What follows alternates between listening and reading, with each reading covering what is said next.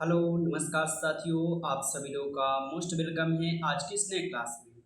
साथियों, आज की इस क्लास में हम सभी लोग पढ़ने वाले हैं रेलवे ग्रुप डी एग्जाम 2025 के एग्जाम के लिए जो है most important previous year question को।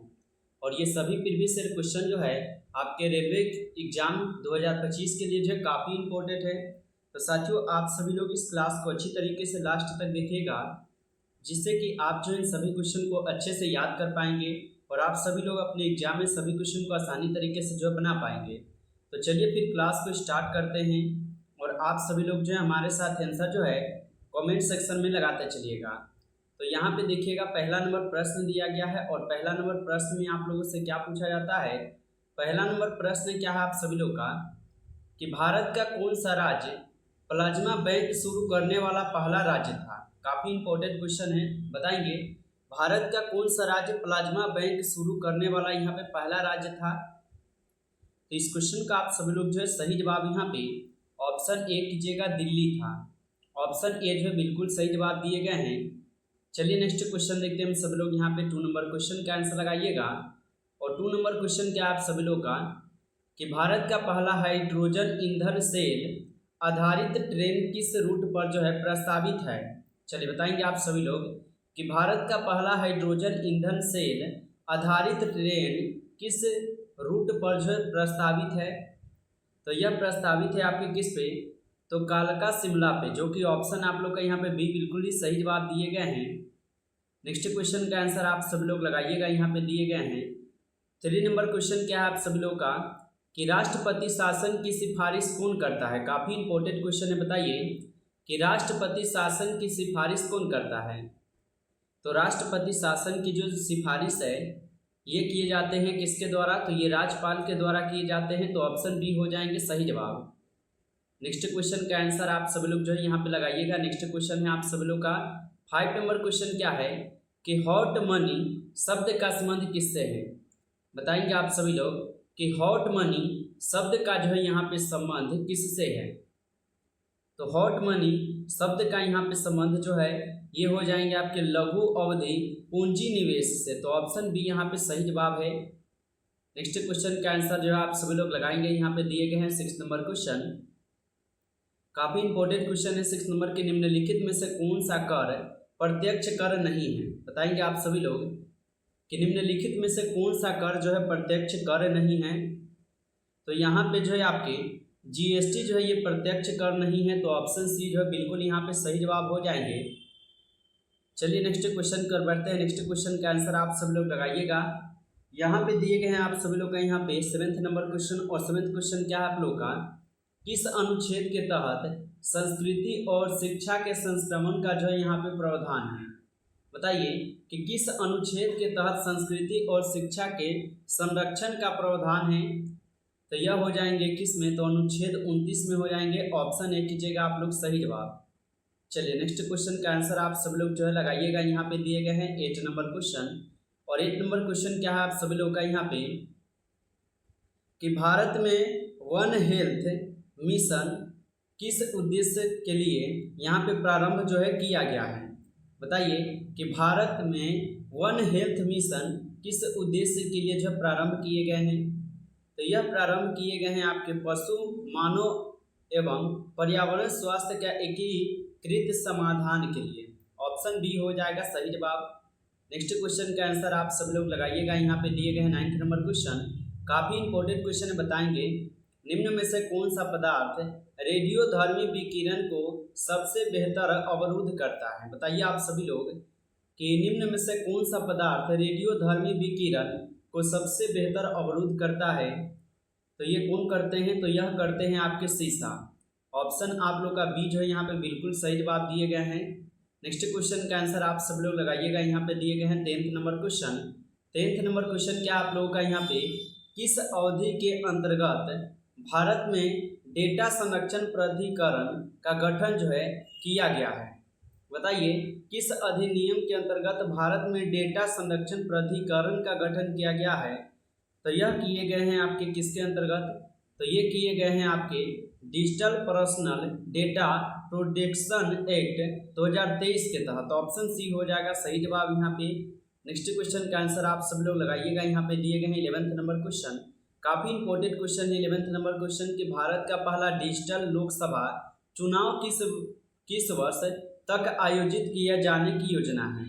चलिए बताइए कि भारत का पहला डिजिटल लोकसभा चुनाव किस वर्ष तक जो है आयोजित किए जाने की यहाँ पे योजना हो जाएंगे। तो यह योजना जो है 2029 तक ये योजना लागू कर दिए जाएंगे, याद रखिएगा। चलिए नेक्स्ट क्वेश्चन कर बढ़ते हैं। नेक्स्ट क्वेश्चन का आंसर लगाइएगा। यहाँ पे दिए गए हैं आप सब लोग का 12th नंबर क्वेश्चन, काफ़ी इंपॉर्टेंट क्वेश्चन है कि संविधान के किस अनुच्छेद में बुद्धि विवेक और आत्मरात्मा की स्वतंत्रता का जो यहाँ पे उल्लेख है।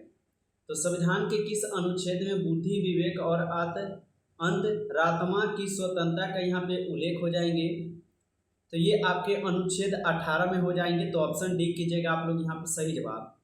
चलिए नेक्स्ट क्वेश्चन कर बढ़ते हैं। नेक्स्ट क्वेश्चन का आंसर लगाएंगे। यहाँ पे दिए गए हैं 13 नंबर क्वेश्चन और काफ़ी इंपॉर्टेंट क्वेश्चन है 13 क्वेश्चन कि निम्न में से कौन सा देश भारत का सबसे बड़ा यूरिया निर्यातक है। चलिए बताइए कि निम्न में से कौन सा देश भारत का सबसे बड़ा यूरिया यहाँ पे निर्यातक हो जाएंगे। तो यूरिया निर्यातक देश सबसे बड़ा हो जाएंगे कौन, तो ओमान हो जाएंगे। ठीक है, ओमान आप लोग का सही जवाब है। नेक्स्ट क्वेश्चन का आंसर लगाएंगे आप सभी लोग। यहाँ पे दिए गए हैं 14 क्वेश्चन क्या आप लोग का कि भारत के संविधान में योजना आयोग का कोई उल्लेख क्यों नहीं है। चलिए बताइए कि भारत के संविधान में योजना आयोग का कोई उल्लेख क्यों नहीं है। तो भारत के संविधान में जो योजना आयोग का उल्लेख जो है किस लिए नहीं है, तो ये संवैधानिक निकाय नहीं था इसलिए नहीं है, जो कि ऑप्शन आप लोग का बी है, ये संवैधानिक निकाय नहीं था इसके लिए। चलिए आगे बढ़ते हैं। अगला क्वेश्चन का आंसर लगाएंगे। 15 क्वेश्चन दिए गए हैं। 15 क्वेश्चन क्या है आप सब लोग का यहाँ पे कि किस भारतीय राज्य की सीमा नेपाल, भूटान और बांग्लादेश तीनों से लगती है। चलिए बताएंगे आप सभी लोग कि किस भारतीय राज्य की सीमा नेपाल, भूटान और बांग्लादेश तीनों से लगती है। तो यह लगते हैं आपकी किसका, तो पश्चिम बंगाल का, जो कि ऑप्शन आप लोग का बी यहाँ पे सही जवाब हो जाएंगे। चलिए नेक्स्ट क्वेश्चन की ओर बढ़िएगा आप सब लोग। यहाँ पे देखिएगा 16 क्वेश्चन है। 16 क्वेश्चन क्या है आप सभी लोग का यहाँ पे कि किस शासक ने नौलखा हार नामक प्रसिद्ध आभूषण बनवाया था। काफी इंपॉर्टेंट क्वेश्चन बताएंगे आप लोग कि किस शासक ने नौलखा हार नामक प्रसिद्ध आभूषण जो है बनवाया था। तो यह बनवाए गए थे किसके द्वारा, तो ये बनवाए गए थे आप लोग का महाराजा रंजीत सिंह के द्वारा, जो कि ऑप्शन ए हो जाएगा सही जवाब। चलिए नेक्स्ट क्वेश्चन कर बढ़ते हैं। नेक्स्ट क्वेश्चन है 17 नंबर क्वेश्चन है कि किस गवर्नर जनरल ने अस्थायी बंदोबस्त जो है लागू किया था। काफ़ी इंपॉर्टेंट क्वेश्चन बताएंगे कि किस गवर्नर जनरल ने अस्थायी बंदोबस्त को लागू किया था। तो अस्थायी बंदोबस्त को किस गवर्नर जनरल ने लागू किया था, तो ये लागू किए गए थे आपके लॉर्ड कॉर्नवालिस के द्वारा। ऑप्शन सी हो जाएगा सही जवाब। चलिए नेक्स्ट क्वेश्चन कर बढ़ते हैं। नेक्स्ट क्वेश्चन देखिएगा यहाँ पे 18 क्वेश्चन है और 18 क्वेश्चन क्या है आप लोग का कि भारत की पंचवर्षीय योजना में किस योजना को जो है रोलिंग प्लान जो है कहा गया है। काफ़ी इंपॉर्टेंट क्वेश्चन है, बताइए कि भारत की पंचवर्षीय योजना में किस योजना को रोलिंग प्लान जो है कहा गया है। तो ये कहे गए हैं किसको, तो ये छठी योजना के बाद 1978 से लेकर 80 तक को कहे गए हैं, याद रखिएगा आप लोग।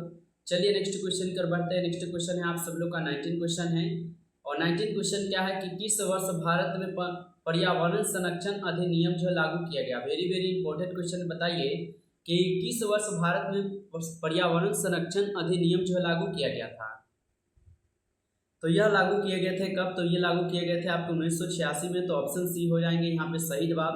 चलिए नेक्स्ट क्वेश्चन कर बढ़ते हैं। नेक्स्ट क्वेश्चन का आंसर लगाइएगा। यहाँ पे दिए गए हैं 20 नंबर क्वेश्चन क्या है आप सभी लोग का यहाँ पे कि किस स्थिति में संविधान का अनुच्छेद 360 लागू किया जा सकता है। बताएंगे आप सभी लोग कि किस स्थिति में संविधान का अनुच्छेद 360 जो है लागू किया जा सकता है।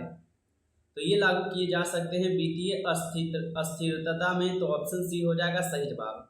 चलिए नेक्स्ट क्वेश्चन का यहाँ पे आंसर लगाएंगे आप सब लोग। 21 नंबर क्वेश्चन है।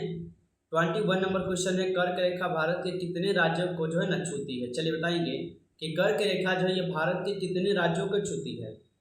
तो कर्क रेखा जो है ये भारत के कुल 8 राज्यों को जो है न छूकर यहाँ पे गुजरती है, इसलिए ऑप्शन बी हो जाएगा यहाँ पे। चलिए आगे बढ़ते हैं। अगला क्वेश्चन का आंसर लगाइएगा आप सभी लोग। नेक्स्ट क्वेश्चन है 22 नंबर क्वेश्चन है कि किस संविधान संशोधन के तहत बुनियादी ढांचे के विरुद्ध कोई संशोधन अवैध जो है माना गया है। चलिए बताइए कि किस संविधान संशोधन के तहत बुनियादी ढांचे के विरुद्ध कोई संशोधन जो है अवैध माना गया है। तो ये माने गए हैं आपके कौन से संशोधन के द्वारा, तो आप लोग बताइएगा। यह हो जाएंगे यहाँ पे केशवानंद भारतीय केस निर्णय के द्वारा। ठीक है, ऑप्शन डी जो है आप लोग का यहाँ पे बिल्कुल ही सही जवाब हो जाएंगे, अच्छे से याद रखिएगा। चलिए आगे बढ़ते हैं और अगला क्वेश्चन का आंसर आप सब लोग लगाइएगा। यहाँ पे दिए गए हैं 23 नंबर क्वेश्चन, और 23 नंबर क्वेश्चन क्या आप सब लोग का यहाँ पे, यदि किसी जीव में माइटोकॉन्ड्रिया हटा दिया जाए तो कौन सी क्रिया सबसे पहले जो है यहाँ पे बाधित होगी। चलिए बताइए आप लोग कि यदि किसी जीव में माइटोकॉन्ड्रिया को हटा दिया जाए तो कौन सी क्रिया सबसे पहले बाधित होगी। तो आप लोग याद रखिएगा, यह हो जाएंगे कौन, तो ऊर्जा, जिसको एटीपी बोलते हैं। तो यहाँ पे ऊर्जा उत्पादन हो जाएंगे, याद रखिएगा एटीपी। चलिए आगे बढ़ते हैं, अगला क्वेश्चन का आंसर यहाँ पर लगाएंगे आप सब लोग। 24 नंबर क्वेश्चन है, काफी इंपॉर्टेंट क्वेश्चन है। बताएंगे आप लोग कि भारत का कौन सा राज्य स्वतंत्रता के समय फ्रेंच उपनिवेश का अधीन था। चलिए बताएंगे आप लोग कि भारत का कौन सा राज्य स्वतंत्रता के समय फ्रेंच औपनिवेशिक अधीन था। तो आप लोग याद रखिएगा, ये हो जाएंगे पांडिचेरी। ठीक है, पांडिचेरी आप लोग का सही जवाब है। चलिए नेक्स्ट क्वेश्चन का आंसर लगाइएगा आप सब लोग। 25 नंबर क्वेश्चन है। 25 नंबर क्वेश्चन है, किस संविधान संशोधन ने शहरी स्थानीय निकायों को संवैधानिक दर्जा जो है दिया है। चलिए बताएंगे कि किस संवैधानिक संशोधन ने शहरी स्थानीय निकायों को संवैधानिक दर्जा दिया हुआ है। तो ये कौन दिए हुए हैं, तो अच्छे से आप सब लोग याद रखिएगा, यह दिए गए हैं आपके 74वां संविधान संशोधन के द्वारा। ठीक है, याद रखिएगा। चलिए आगे बढ़ते हैं, अगला क्वेश्चन का आंसर लगाएंगे आप सब लोग। 26 नंबर क्वेश्चन है।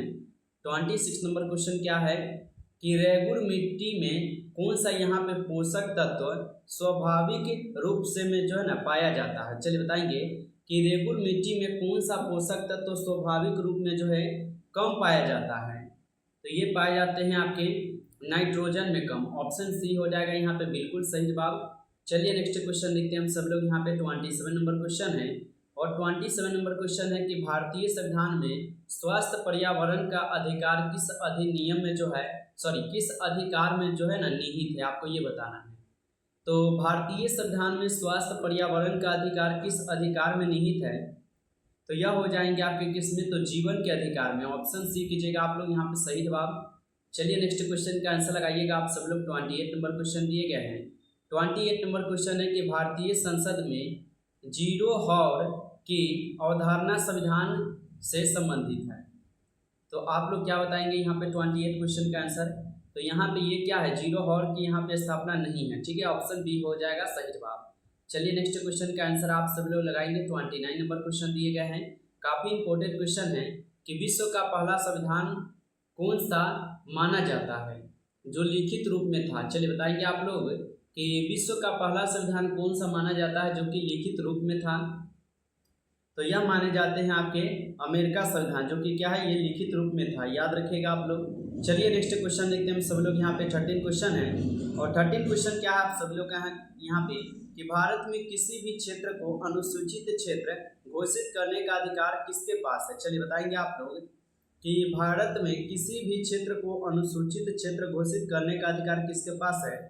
तो यह हो जाएंगे आपके राष्ट्रपति के पास, जो कि ऑप्शन बी हो जाएगा सही जवाब। चलिए नेक्स्ट क्वेश्चन का यहाँ पे आंसर लगाइए, काफी इंपॉर्टेंट क्वेश्चन है और इसका आंसर आप लोग को देना होगा। टेस्ट का क्वेश्चन है।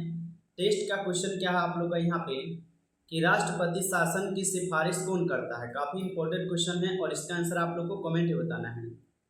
साथियों, यदि आप लोग को ये क्लास अच्छा लगा हो, सेशन अच्छा लगा हो, तो आप सब लोग जाने से पहले इस सेशन को जरूर एक बार लाइक कर लेंगे, और चैनल पर पहली बार यदि आप सब लोग जुड़े हैं तो चैनल को भी आप सभी लोग सब्सक्राइब करके ऑल पे आप सब लोग जो है दबा कर जुड़ जाइए, क्योंकि आपको यहाँ पे रेलवे ग्रुप डी के एग्जाम के लिए आपको यहाँ पे डेली क्लास प्रोवाइड कराए जा रहे हैं, जिससे कि आप लोग की तैयारी अच्छी तरीके से हो पाएंगे। तो चैनल को आप लोग सब्सक्राइब जरूर कर लीजिएगा।